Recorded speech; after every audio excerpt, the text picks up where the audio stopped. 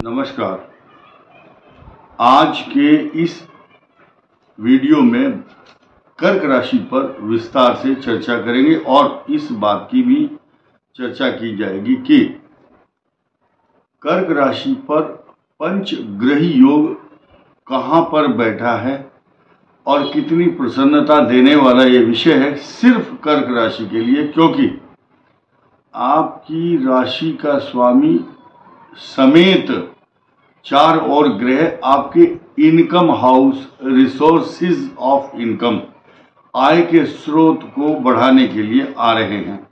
इसी के साथ साथ आप देखेंगे कि आपके राशि के इर्द गिर्द भले ही कोई पाप ग्रह है या कष्टदायक है, सबके काम अपने अलग अलग होते हैं, लेकिन पॉजिटिव चीज हर आदमी को सुनना अच्छा लगता है।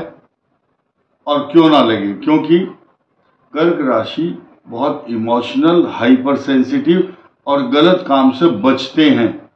ऐसे लोग अच्छा मन, अच्छे विचार और अच्छे कर्म होते हैं आपके।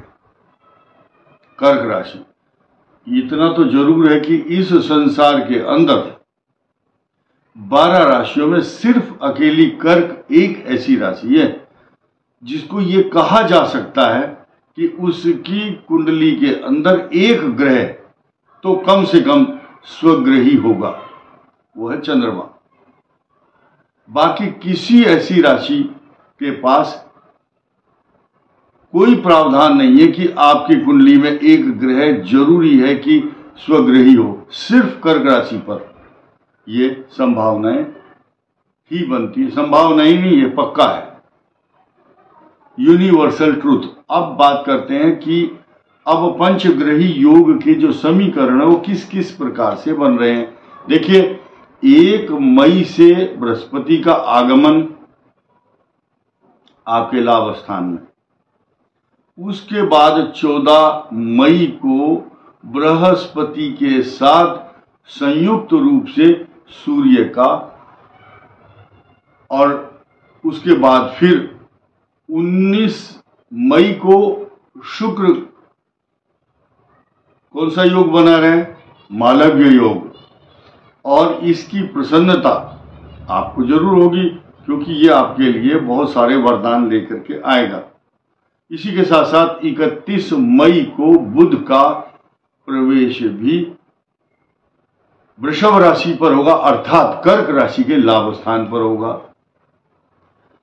इसके साथ साथ जब चंद्रमा 6 जून को इन चारों ग्रहों के साथ संयुक्त रूप से होगा, तो उसको बोलते हैं पंचग्रही योग। इस शास्त्रों में पूरी संसार के अंदर 5 शब्द की बहुत बड़ी महत्ता कही गई है। ज्योतिष शास्त्र में पंच महापुरुष, पंच कर्मेंद्रियां, पंच ज्ञानेन्द्रियां, पंच तत्व,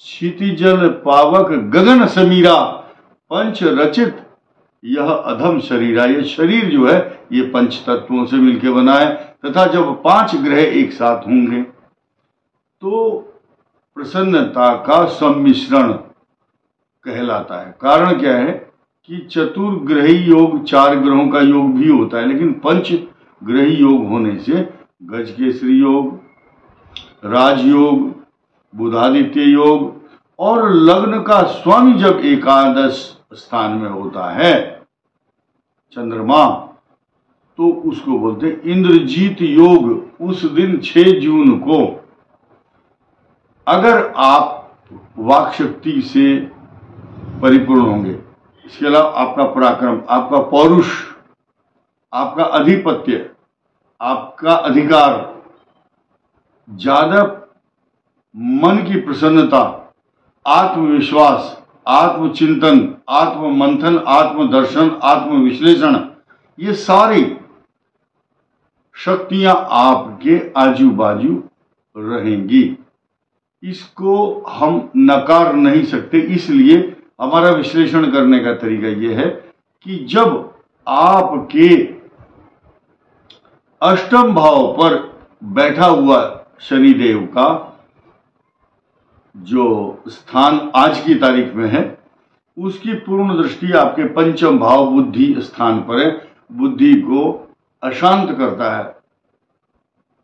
स्टूडेंट है तो पढ़ाई में मन नहीं लगने देगा, लेकिन ऐसी स्थिति में जब 5 ग्रहों का दृष्टिपात होगा पंचम भाव पर, तो शनि अपना काम करता है, लेकिन ये जो शुभत्व प्रदान करने वाले ग्रह हैं, इनका शुभ प्रभाव आपकी एजुकेशन, संतान, विद्या, बुद्धि, आपका चिंतन, आपकी प्रसन्नता, गीत गुनगुनाने को मन करता है। ऐसी स्थिति में जब मनुष्य प्रसन्नचित्त होता है, 2 चीज बहुत इंपॉर्टेंट आपको बताना चाहूंगा। हालांकि ये विषयांतर है, लेकिन आपके मतलब की चीज है।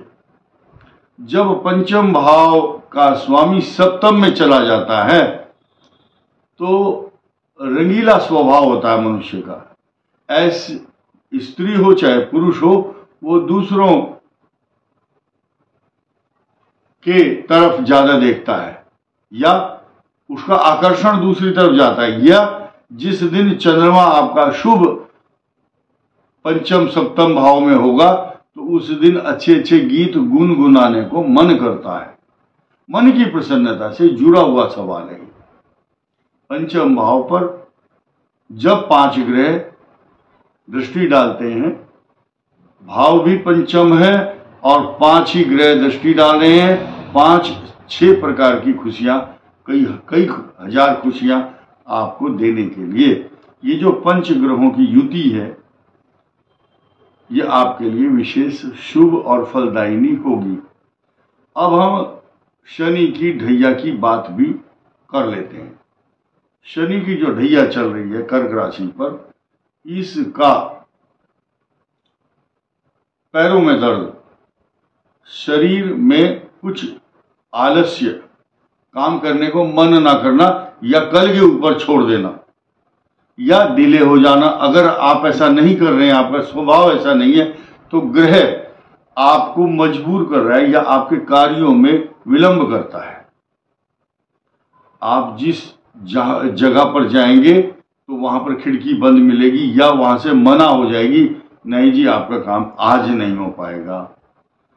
ये शनि के ढैया के स्वभाव प्रभाव लक्षण है।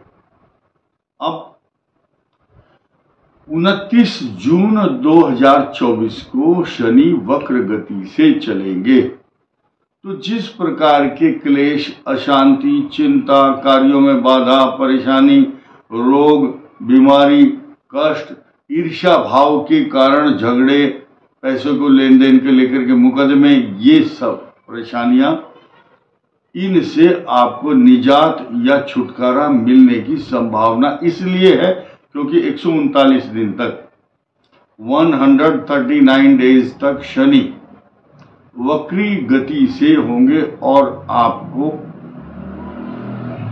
वास्तव में राहत मिलने वाली है। साथ ही साथ नई खुशी और नई प्रसन्नता। कर्क राशि वालों के बहुत तेजी से रिश्ते नाते बढ़ेंगे। अब शादी विवाह सगाई, शादी विवाह सगाई के साथ साथ जो कर्क राशि वाले, बहुत सारे लोग कमेंट करते हैं, उनको अब कमेंट करने का मौका नहीं मिलेगा क्योंकि संतान का योग बनेगा इस वर्ष और 2025 और 24, ये 2 वर्ष, मतलब आधा ये आधा अगला साल। पुत्र संतान या कन्या संतान, जो भी आप भगवान देगा आपको, आपके भाग्य के और ग्रहों के अनुसार वो संतान का योग बन रहा है। आप लोगों को इसी प्रकार प्रसन्नता मिलती रहे। हम आपको बार बार साधुवाद और धन्यवाद और बच्चों को आशीर्वाद देंगे। मेरी तरफ से बहुत बहुत शुभकामनाएं। धन्यवाद।